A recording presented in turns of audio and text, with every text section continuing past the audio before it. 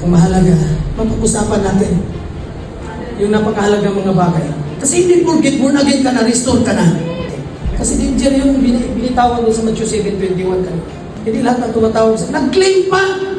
Nangaral kami, nagpagaling kami ng mga may sakit. Sa ngalan mo, tinuro si Jesus. Ibig sabihin, ang dalangin nila, Jesus name. Pero bakit? Sabihin ng Panginoong Isus, lumayas kayo sa harapan mo. Hindi ko kayo kilala. Nung binanggit ng Panginoong Isus na lumayas kayo, lumayo kayo, kayong lahat ng gumagawa ng masama. Nung binasa ko yung Matthew 7, wala akong nakita na kahit nangangaral sila, tumitira sila ng... Wala akong nakita na kahit sila kumahayo ng chichiks, disciple chicks. Wala akong nakita na sila ay mga masamang ugali. Nakapagpalayas sila ng demonyo. Nakapagpagaling ng mga may sakit.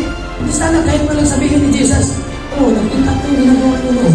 Pero hindi pasado yun. Hindi, ang word talaga, I never knew you. Kailanman hindi ko kayo kilala. Sakit yun. Amen. Amen.